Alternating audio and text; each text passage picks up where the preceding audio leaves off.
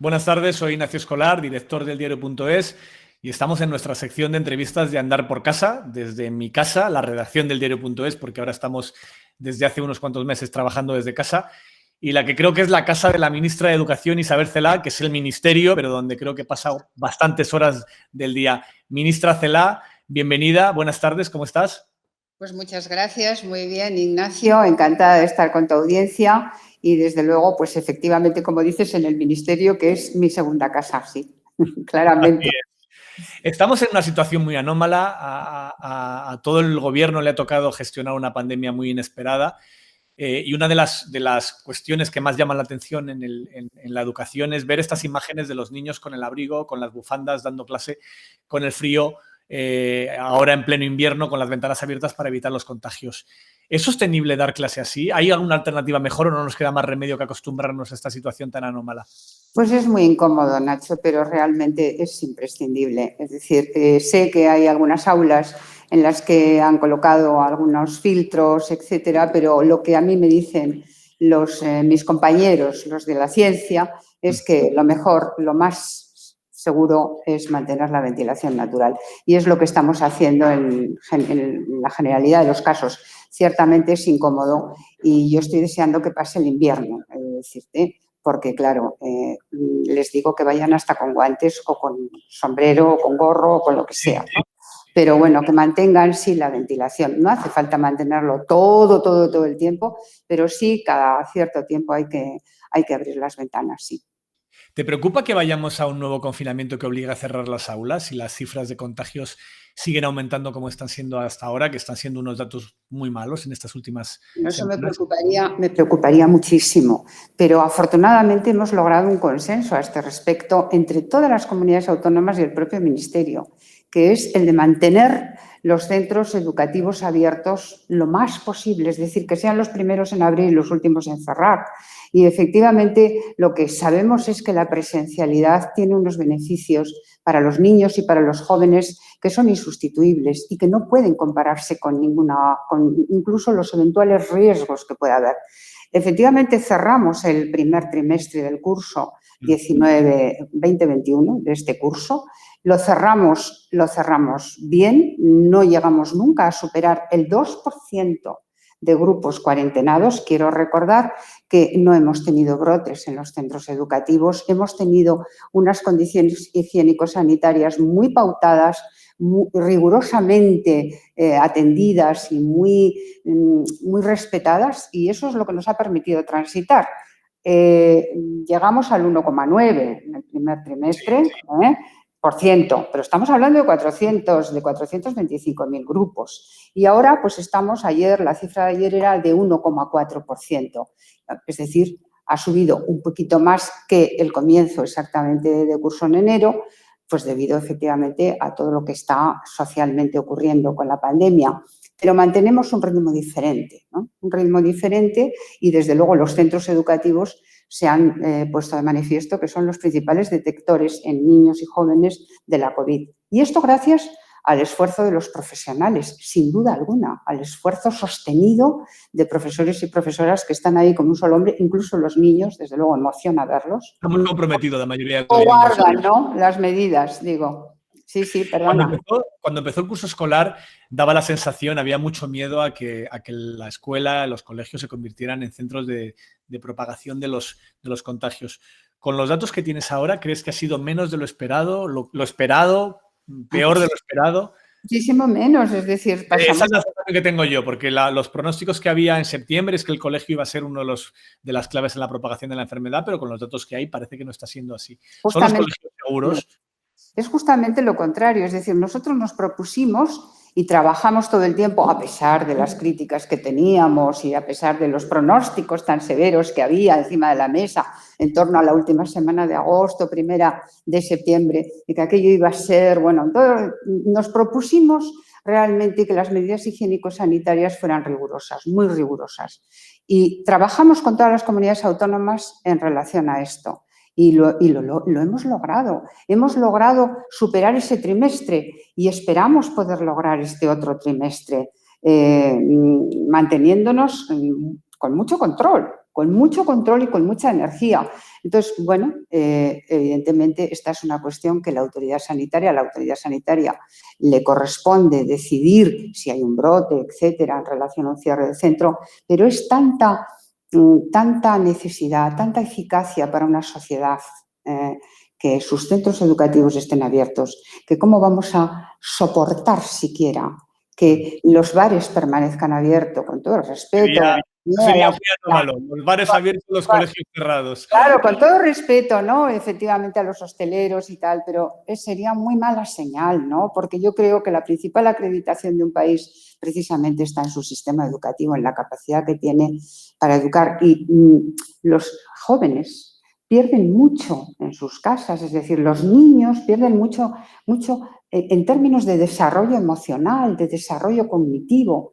No vamos a tener a los niños encerrados en una habitación, ¿no? ¿Dónde van a estar mejor que en el centro educativo?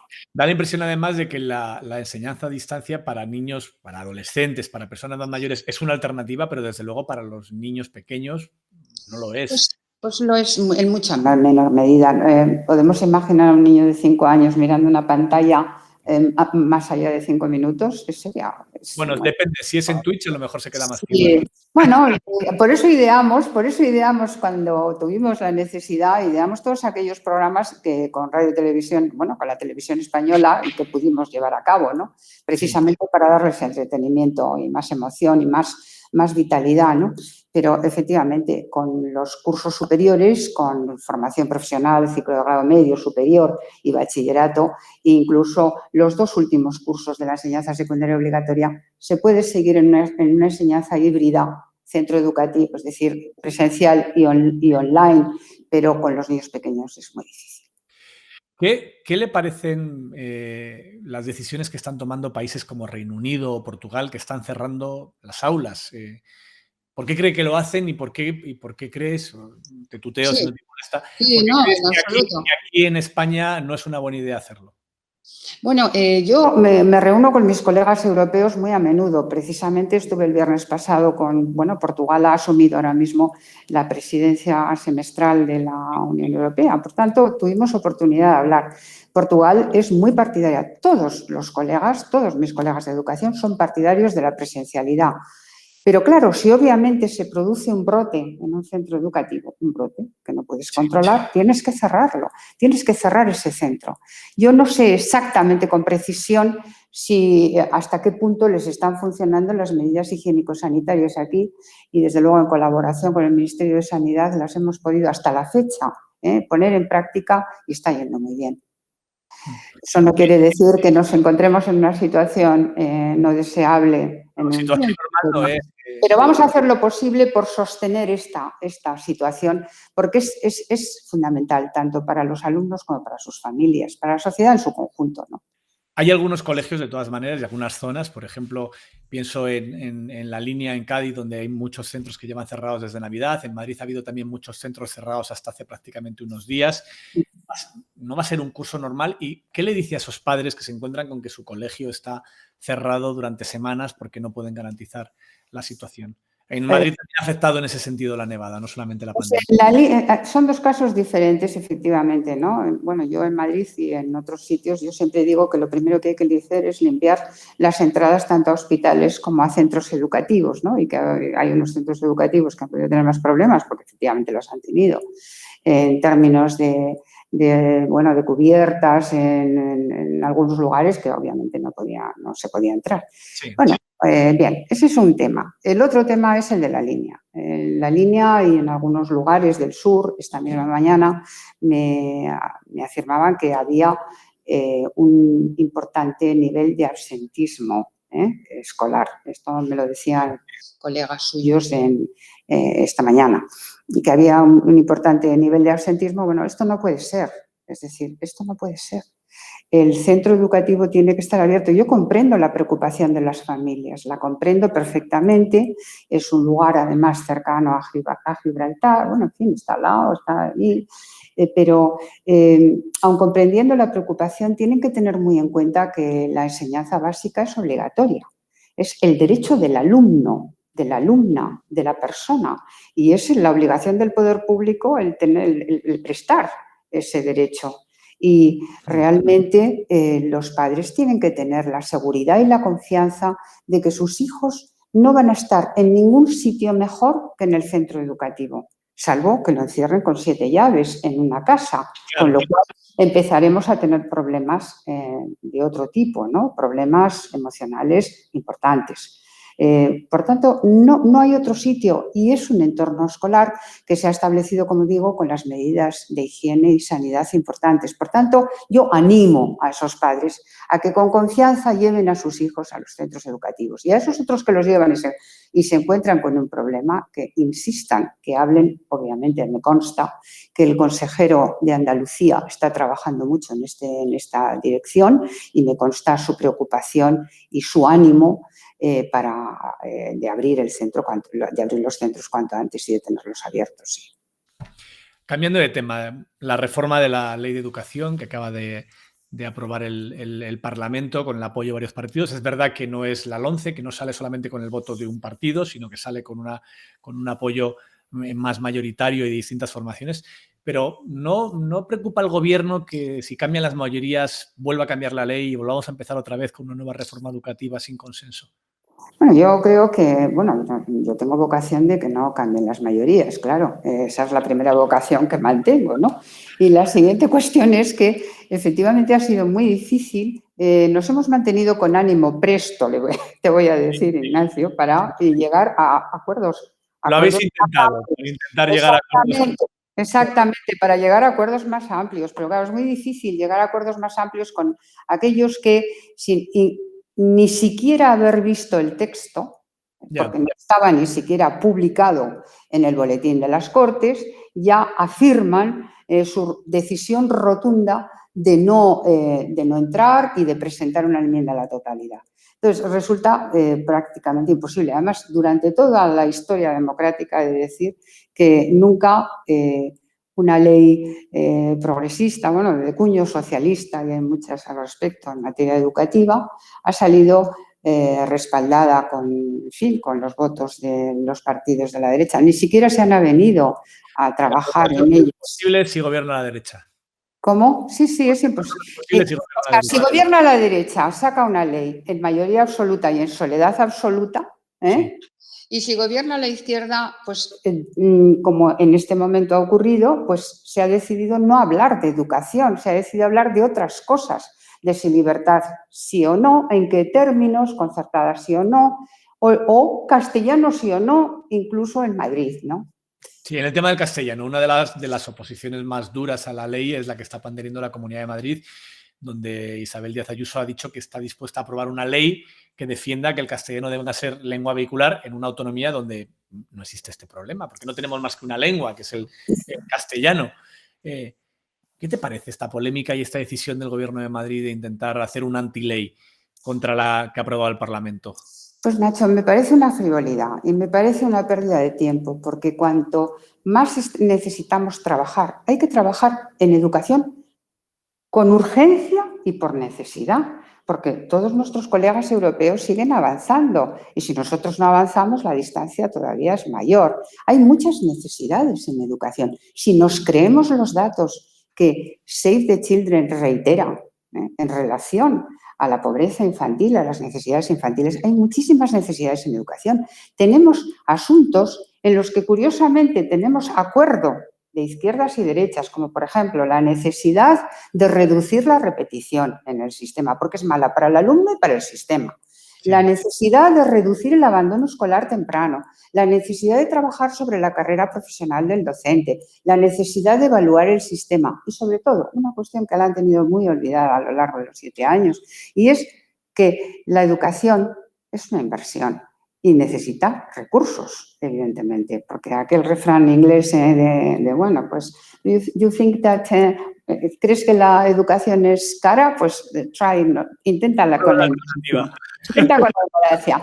Entonces, esto obviamente nos indica que realmente se requieren recursos y si es como es cierto lo que nos han dicho muchos expertos, que durante estos años de atrás se ha venido perdiendo casi un punto del PIB en educación y que si toda la educación ha perdido, pero más la educación pública,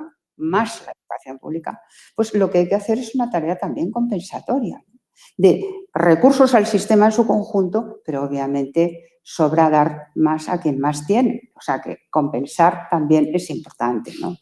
La ley ha tenido la oposición, sobre todo, de la escuela concertada, que se ha movilizado incluso a los alumnos y a los niños de la escuela concertada, especialmente la escuela católica, la escuela propiedad de la Iglesia, y que acusa al gobierno y te acusa a ti de intentar atacar a la escuela concertada y acabar con ella, incluso poner en peligro su existencia. ¿Qué pretende la nueva ley con la escuela concertada? Bueno, primero no la cuestiono. ¿Cómo vamos a cuestionar la escuela concertada si hicimos la LODE en el año 85? La hizo mi predecesor, José María Maraval, y de ahí se generaba la concertada. Bueno, no vamos a acabar con la concertada. Lo que sí acaba la ley es con los abusos. Es decir, a lo largo de estos años se han ido situando determinados materiales de aluvión no buenos para el sistema y, por lo tanto, la ley lo que hace es reconocer, respetar realmente a todos aquellos centros concertados, muchos de los cuales, algunos de los cuales trabajan también con población en situación de vulnerabilidad.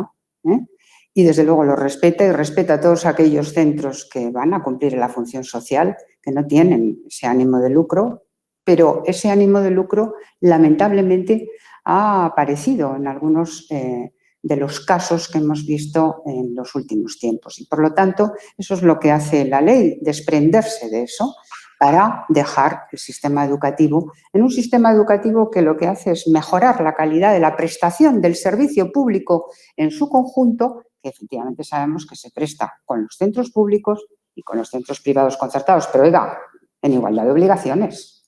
¿Cuántas de las medidas que hay en esa ley están pensadas con lo que ha pasado en Madrid, en la Comunidad de Madrid, en los últimos 20 años con la escuela concertada?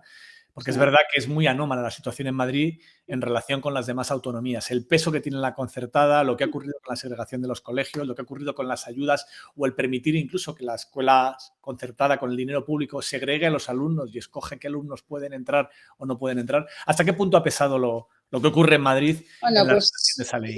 Diré que ha tenido algún peso, sí. Voy a decir que ha tenido algún peso porque, como sabes, Nacho, hay muchas comunidades autónomas en este país que tienen una prevalencia de educación pública y que, por lo tanto, Castilla y León mismamente, ¿no? Quiere decir que no se siente en absoluto concernida. La derecha también desde hace muchos años, pero no ocurren las cosas que pasan en Madrid. Por eso digo, ¿no? Y no se siente concernida con este asunto. Pero es que la ley, además, incorpora medidas muy interesantes, hablando de Castilla y León, y entonces, pues, bueno, relacionadas con la escuela rural, con la escuela insular, con todo lo que significa la mejora de la calidad de los centros, entendida esta como que el centro verdaderamente no es todo él, educador, todo él, el pasillo tiene que educar. El comedor tiene que educar. Estamos pasando esta pandemia y, en fin, a ver si se pasa cuanto antes para poder meter toda la fuerza de la educación en todos los sentidos, ¿no? Se incorporan muchísimas nuevas metodologías, innovaciones, la digitalización es clave. Es decir, no podemos seguir transitando en educación como lo hacíamos. Por tanto, aunque no hubiera existido una ley que no funcionaba, los cambios disruptivos que estamos viviendo son de tal naturaleza que requerían una mirada a la educación totalmente distinta. La filosofía de esta ley es completamente diferente, es una filosofía de excelencia, porque nosotros somos promotores de talento. Esta cuestión que no es que lo van a igualar por abajo, esta es la típica ridiculez que siempre se ha dicho, por cierto, en las anteriores leyes también de puño socialista. No.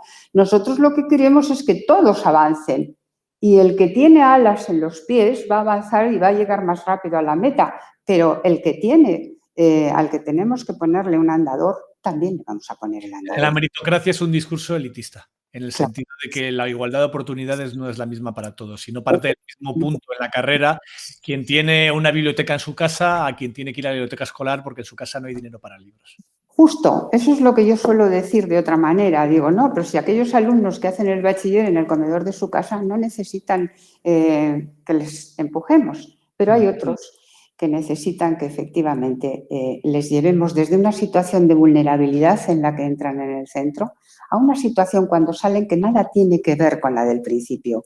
Luego, no podemos reproducir el condicionamiento de origen, no podemos reproducir la desigualdad. Hay que hacer ascensor, ascensor, ascensor. Y para eso se dice fácil. Es muy difícil de hacer. Hay que aplicarlo. Es muy difícil de hacer, muy difícil. Algunas preguntas de nuestros socios. Víctor, que es socio y que es profesor, pregunta: cuando comento a mi alumnado francés que en España es obligatorio ofertar en los centros educativos la asignatura de religión, me preguntan si España es un país religioso y no entienden que la religión ocupe horario escolar. ¿Qué le respondo? Pregunta este profesor y socio del diario.es. Bueno, que efectivamente, como dice, como él sabe, España es un estado aconfesional y que la escuela lo que ha de hacer es prestarle un espacio, como se puede prestar en otras escuelas europeas también, pero que la religión, entendemos nosotros, que no ha de servir para hacer nota media para una beca, para conseguir una beca o para conseguir un puesto o una plaza en una facultad. Es decir, que forma parte, es una cuestión de otra naturaleza, ¿no? Forma parte un poco también del espacio privado, pero que nos debemos a lo que significa nuestros compromisos con la Santa Sede. España tiene todavía un acuerdo religioso con la Santa Sede y esta ley lo cumple estrictamente, pero efectivamente lleva a la religión a su lugar, no hay asignatura espejo, etcétera. Otra socia, Amparo, pregunta: los chicos de secundaria se reúnen al salir de clase y ponen en riesgo su salud, la de sus profesores y la de sus familias. ¿No correríamos menos riesgo con educación online en los ciclos superiores? Asumiendo esta socia, y yo también lo hago en la pregunta, que en la educación infantil no hay mucha alternativa. ¿Pero en la superior se podría avanzar más en educación a distancia a través de Internet? Bueno, desde luego tenemos que avanzar mucho más en la enseñanza online, avanzar técnicamente muchísimo más. Por eso nosotros el año 21 es clave para incorporar, para hacer muy potente la digitalización que nos sirva precisamente para esa enseñanza híbrida, esa enseñanza online. Pero realmente ahí necesitamos, incluso aulas interactivas que permitan tener algún alumnado dentro del aula y otro alumnado en casa y el profesor está emitiendo para ambos. Es decir, todavía queda camino por recorrer. Hemos logrado mucho desde marzo, pero nos queda mucho camino para recorrer, no solamente en términos de equipamiento, que a ver si van llegando, en términos de equipamiento, en términos de organización, sino también en términos de formación de nuestros profesionales. Pero ya se está haciendo mucho. Es decir, para esta persona que pregunta, muchos centros lo están haciendo así, ¿no? ¿Tienen los profesores y las escuelas medios suficientes para poner en marcha estos sistemas a distancia o se está improvisando casi todo? Se ha improvisado casi todo en marzo del año pasado, en marzo del 20, que se ha cerrado el año 20 ya, se ha improvisado. En 24 horas hubo que pasar de presencial a online. Allí, efectivamente, el profesorado mostró un músculo extraordinario que elogiamos, pero cada vez tenemos más recursos y cada vez tenemos más formación y, por tanto, ahora se está haciendo mucho mejor y se va a seguir haciendo mucho mejor. Y el año 21 es clave para mejorarlo completamente.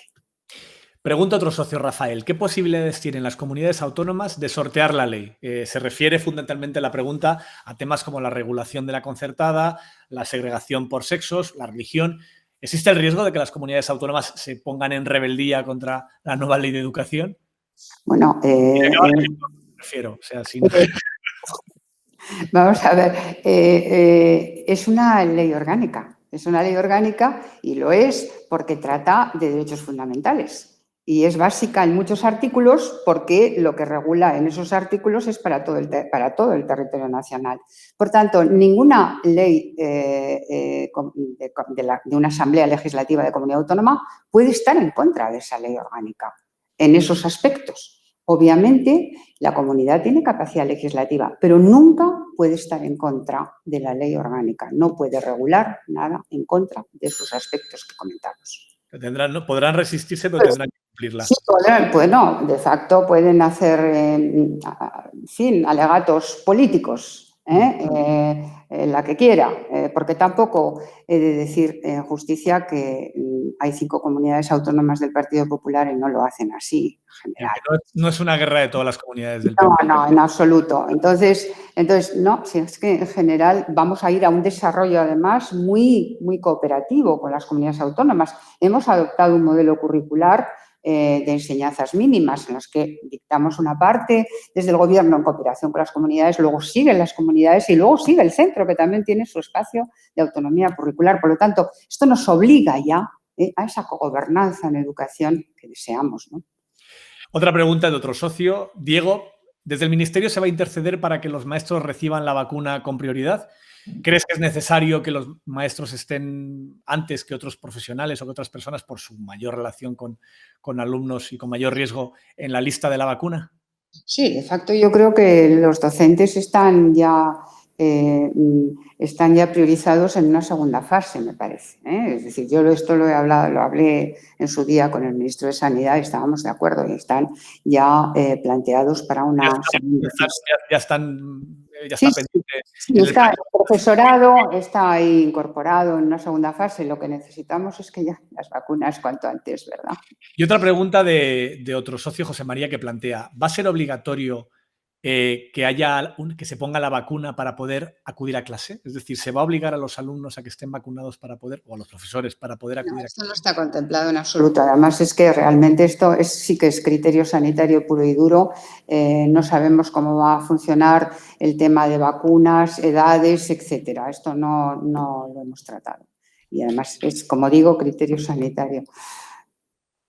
Pregunta Patricia, otra socia. ¿Cuánto costaría reducir las ratios, desdoblar las clases de 25 o 30 estudiantes para que fueran de 12 15? ¿Por qué desde las administraciones, plantea esta socia, se sigue apostando y apoyando al libro de texto, digital o papel, frente a la educación sin libro de texto y también el tema de las ratios? Bueno, yo creo que el libro de texto suelen decir todavía que el libro de texto siempre es mejor que cualquier mal profesor. Suelen decir esto, ¿no? A veces, ¿no? Ahora tenemos buenos profesores, los vamos a tener aún mejores, pero tenemos muy buenos profesores. Pero obviamente el libro de texto es una ayuda. Lo que ocurre es que el libro de texto pues va a tener que competir también con todos los materiales vehiculares, online, etcétera, ¿no? Con respecto a la pregunta anterior, ¿cómo era? La de... Ratios, sí. ¿Por qué? ¿Cuánto costaría reducir los ratios? Las ratios no inducen resultado. Nosotros tenemos unas ratios en España que son totalmente homologables, están en la media europea. Es decir, no hay una relación directa entre bajar el número de alumnos. Un alumno más o un alumno menos, pero es que lo que todos los expertos, animan a hacer son cambios diferentes, son cambios de mucho más calado. Estamos pensando en hiperaulas, o sea, es decir, lejos de hacer aulas o aulas huevera, como le llama algún colega, estamos pensando en hiperaulas, en aulas mayores en las que puedan llegar a entrar 2 profesionales, en las que haya grupos, que los pupitres no estén anclados al suelo, sino que realmente tengan agrupaciones variables en función de si un grupito de alumnos está haciendo un proyecto, otro, a qué velocidades van. Por lo tanto, la calidad la estamos orientando, pues como efectivamente están es decir, en línea con las directrices no solo europeas, sino también de la OCDE, Agenda 2030, en fin, lo que están haciendo y lo que estamos haciendo a nivel nacional y, bueno, sobre todo internacional, ¿no? Al hilo de esto, un amigo profesor que lamentablemente falleció me decía siempre, si una persona del siglo XIII llegara al siglo XXI y fuese a un banco, a una oficina, a una casa, el único sitio donde se sentiría como en casa sería en un aula, porque todo seguiría casi igual que donde lo dejó. Habría un profesor y habría gente sentada en unas sillas atendiéndolo. ¿Le falta mucho por cambiar en la educación con las nuevas posibilidades que permite la tecnología? Bueno, yo creo que esa foto, que efectivamente a veces algunos exhiben, está bastante ya en el desván. Es decir, que... Ha cambiado ya bastante ha cambiado, sobre todo en este último año ha cambiado muchísimo. Porque han cambiado distancias, etcétera. Pero quiero poner en valor la enorme ola de innovación que algunos de nuestros profesionales, muchos profesionales, vienen desarrollando en muchos centros educativos.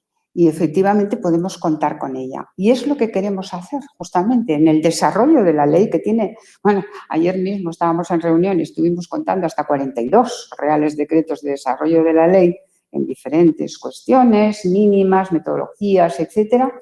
Y realmente uno de los desarrollos de la ley va por ahí. Es decir, hay proyectos innovadores extraordinarios en nuestros centros educativos. No tenemos que ir a ningún otro sitio, no tenemos que ir a Helsinki a cogerlo, es decir, lo tenemos.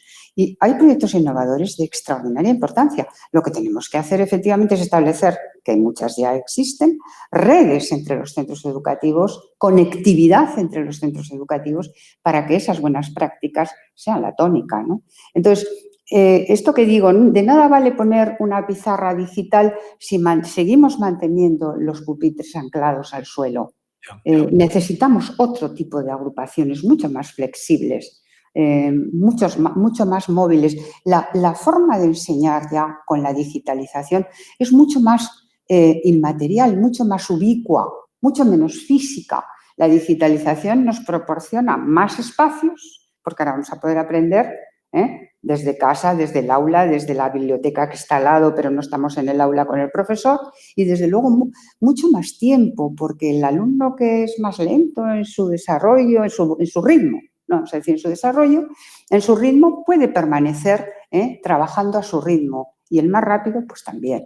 Por tanto, la digitalización nos va a proporcionar, nos está proporcionando un montón de posibilidades, más allá de hacernos pensar de distinta manera también, ¿no? ¿Cuáles son, bueno, dos preguntas. La primera, ¿cuál es la situación actual de la educación española? Porque cuando muchas veces se malinterpretan los resultados de PISA, se da a entender que la situación es catastrófica. Mi opinión es que estamos dentro del pelotón de los países occidentales, que no estamos ni muchísimo peor ni muchísimo mejor. Pero, ¿cuál crees que es la foto final? ¿Cuál de verdad es la posición de la educación en España? ¿Tan mala como algunas veces se cuenta? ¿Tan buena como algunos justifican? ¿De verdad estamos en generalmente Suecia puede aparecer detrás de España, es decir, y algunos otros países? Quiero decir que parece impensable, ¿no? A veces, pero es así, ¿no? Tenemos algunos defectos que tenemos que corregir. Tenemos algunas fortalezas. Por ejemplo, a nadie se le ocurre pensar que somos vanguardia en educación infantil, en el tramo 3-6 años. Somos vanguardia en Europa. Nadie más tiene tanta educación infantil escolarizada. En términos de libertad para elegir, que decíamos antes, bueno, somos, yo creo que el 10º país con más capacidad para decidir dónde las familias quieren ir. Por tanto, ahí hay algunas fortalezas. En equidad éramos muy fuertes y hemos retrocedido. Ha aumentado la segregación escolar y esto es malo, porque un país necesita todos los talentos. Un país no puede sostenerse, y mucho menos en un mundo globalizado como el nuestro, con solamente los talentos de las élites. Eso ya está demostrado que no puede ser. Por tanto, necesitamos todos los talentos. Por eso tenemos que dar un palo soberano, si me permites, a todo lo que es la segregación escolar. Y hacer posible salvaguardar esa libertad de elección, pero con una escolarización equilibrada que permita convivir dentro del ámbito educativo en la heterogeneidad, en la diversidad y en el respeto a la diversidad. Decías libertad de elección, pero claro, muchos confunden esa libertad de elección con la libertad de que en mi colegio no haya un inmigrante, que en mi colegio no haya... Porque se ha utilizado esa libertad de elección como una manera de segregar a los alumnos más complicados porque tienen necesidades de educación especiales o tienen más problemas, para sacarlos de esos colegios que acababan siendo, con el dinero público, colegio de las élites. Por eso digo, es decir, eso es justamente lo que hay que evitar. Es decir, no se puede confundir la libertad de elección de las familias con otra libertad de los centros para elegir las familias. Eso no puede ser. Y efectivamente la heterogeneidad viene pues, por una extracción socioeconómica que pueda ser desfavorable o más vulnerable, o una extracción sociocultural o un origen migrante, como decimos. Pero eso tiene que ser compaginable, porque lo que no puede ser es que centros sostenidos con fondos públicos, unos tengan que cargar con todo lo que significa el tratamiento más laborioso, vamos a decir. En términos de riqueza educativa, la heterogeneidad, la diversidad, es un elemento, es un factor extraordinariamente positivo, pero hay algunos que todavía no lo interpretan así. Pero lo que no vamos a hacer es permitir que la pública y algunos otros centros concertados que también escolarizan necesidades educativas especiales estén atendiendo a todas las necesidades del sistema, mientras otros no atienden a todas las necesidades del sistema. Por eso hablamos de escolarización equilibrada. Y en esa lucha, en ese objetivo de combatir la segregación, combatir los privilegios, combatir que el dinero público se utilice para la desigualdad, ¿podía haber ido más allá la ley? ¿Podía haber intentado ir más allá a la hora de conseguir esos objetivos? Yo creo que va bastante. Es decir, que bueno, ahora lo difícil es materializar para que llegue a resultado. Es importante, por ejemplo, que los criterios de admisión de alumnos se respeten. Estos criterios de admisión que te dicen que efectivamente las zonas escolares tienen que ser las mismas las de los públicos que las de los privados concertados, que te dice que efectivamente lo que más puntos puede recibir dentro de los criterios de escolarización es justamente la cercanía al centro o la cercanía en vivienda familiar o en profesión de padre o madre, es decir, en el trabajo de los padres. En el trabajo de los padres y tiene que dejar al niño allí. Bueno, ese tipo de cosas, ¿no? Si observamos los criterios de admisión, si somos razonables en el pensar y además solidarios en el pensar, es decir, bueno, vamos a permitir que efectivamente en ese equilibrio en la escolarización, oiga, yo también asumo mi parte de alícuota de responsabilidad en el esfuerzo.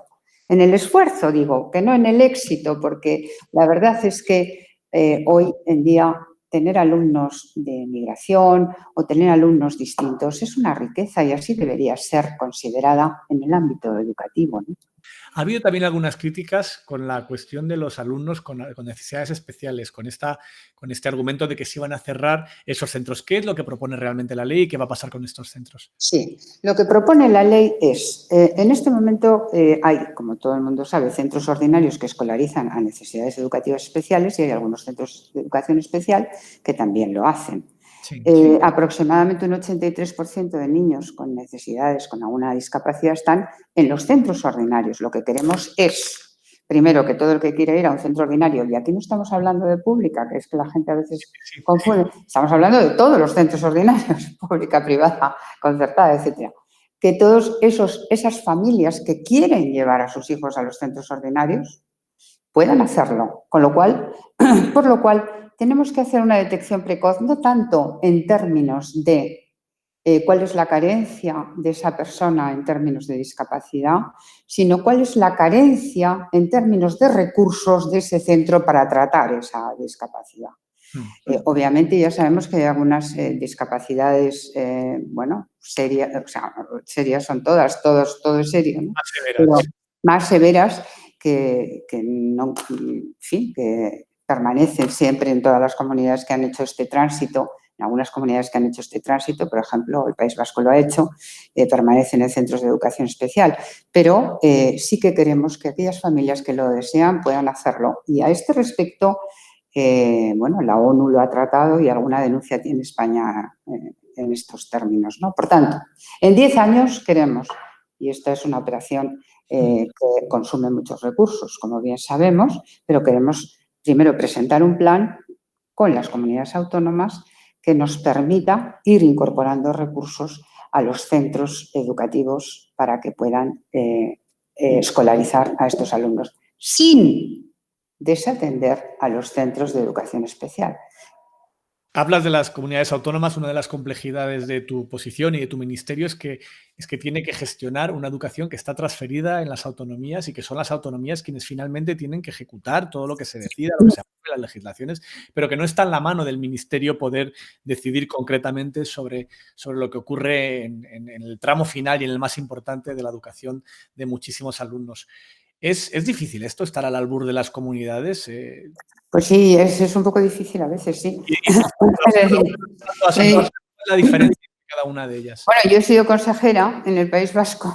Tú lo conoces del otro lado también. Pues efectivamente, yo me sentaba ahí, cuando aquí se sentaba el ministro, yo me sentaba ahí justo enfrente y ciertamente, hombre, un consejero piensa y lo traduce, siempre que esté dentro, obviamente, de la legislación vigente, pero el ministro tiene que contar con la aquiescencia de las comunidades. Por eso procuramos, y mi equipo procura también con mucho afán, mantenernos muy al habla con las comunidades autónomas. Es decir, cada conferencia sectorial viene precedida de una comisión general donde nos encontramos con el cuerpo técnico, por así decirlo, de las comunidades autónomas y político también, e ir preparando las cuestiones de una manera acordada, acomodada, etcétera. Esto, aunque parezca otra cosa, ha ido muy bien durante los 2 años. Es decir, hemos encontrado acuerdos muy importantes, pero muy importantes. Ha habido más colaboración de la que parecía desde fuera. Muchísima colaboración y muchísimos acuerdos. Es decir, no sé cuántas conferencias sectoriales hemos hecho, muchas en este año 20, y desde luego ha habido acuerdo en todas, con excepción de una comunidad. Es decir, que no... Sí, bueno, eso es. Eso parece desde fuera. Sí. Entonces, bueno, pues es una pena porque se pierde tiempo, es decir, a veces, ¿no? Se pierde tiempo en lo que significa, bueno, y ahora esto, por ejemplo, bueno, pues hay cuestiones que se ponen encima de la mesa que están absolutamente resueltas desde hace un montón de tiempo. ¿Por qué no ir a aquellas que no tenemos resueltas, que tenemos identificadas y que en las que merece la pena trabajar, ¿no? ¿Cómo va el reparto de ordenadores y tablets que anunció el Ministerio para alumnos vulnerables? Pues, bueno, buena pregunta. Primero, las tablets, que conste que esa decisión la adoptamos antes de verano. Tiene 32 actuaciones administrativas, aunque parezca otra cosa.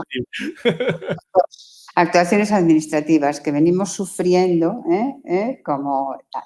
Bueno, es verdad que esto pasa porque también las comunidades autónomas, aparte del ministerio que lo hemos tenido que llevar a Consejo de Ministros, etcétera, y como sabemos es colaboración con el Ministerio de Economía, con una sociedad pública que es Red.es, que en fin, es una operación compleja, evidentemente tiene que ir al boletín de la Unión Europea.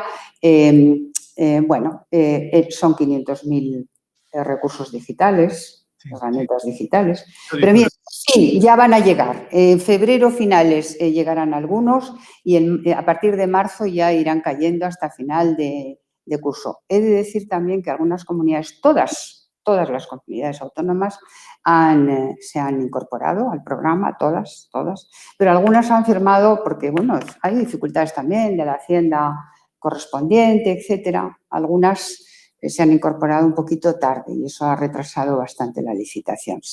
Una última pregunta. ¿Te preocupa que esta generación de la pandemia, estos alumnos que están estudiando en la pandemia, que tuvieron un curso en 2020 muy anómalo, que este 2021 tampoco está siendo muy normal, se ven afectados en su educación a largo plazo por lo que está ocurriendo? No. Van a salir bien, no van a tener un problema. No me preocupa por una razón. Primero, por la gran plasticidad que tienen los niños y los jóvenes para aprender. Porque aunque no estén en un determinado momento en el ámbito escolar, están en un mundo en el que reciben inputs permanentemente. Porque sí, efectivamente, perdimos la presencialidad de marzo a verano. Sí, en mayo entraron, pero muy parcialmente, Entonces, ahí perdimos presencialidad. Eso hemos insistido en que se refuerce en este curso. Hombre, sería dramático que este curso no lo pudiéramos culminar, ¿no? Eso no lo quiero ni contemplar. ¿Quieres imaginar la situación que tengan que cerrar? La escuela va bien, vamos a seguir así, etcétera, ¿no? Pero los alumnos y las alumnas, si logramos y hemos de lograrlo, vencer la pandemia. En la vida de un joven, el tiempo de marzo a junio no pesa. Y ahora cuando cuando cuarentenamos un grupo, suele ser una semana, 10 días, es decir, esto es lo que hay. Es decir, por un alumno, los contactos estrechos, pero lo demás sigue, efectivamente, claro. No es el mismo motor que el que... Pero como hemos tenido que innovar, pues se han incorporado otras formas de hacer también esa innovación, esa oleada, gran oleada de innovaciones de la que hablábamos antes. Y yo creo que esto compensa muchas veces. ¿Quiénes han sufrido más? Obviamente los más vulnerables, como siempre. Entonces, ahí es donde efectivamente hemos de insistir en mantener los refuerzos. O sea, este 21 es capital que incorporemos muchos refuerzos, primero identificando qué personas son, sin estigmatizar qué alumnos son y, desde luego, sostenerlos para que tengan autoestima y puedan superar todo el ciclo escolar. Pues muchísimas gracias, ministra, por este rato con el diario.es y con los socios y socias del diario.es, a los que os doy las gracias por el apoyo a este medio. Muchas gracias. Muchas gracias, Nacho, ha sido un placer y muchas gracias a la audiencia, a los socios, las socias y hasta otro día. Hasta otro día, nos volveremos a ver por aquí. Muchas gracias. Adiós, buenas tardes. Buenas tardes.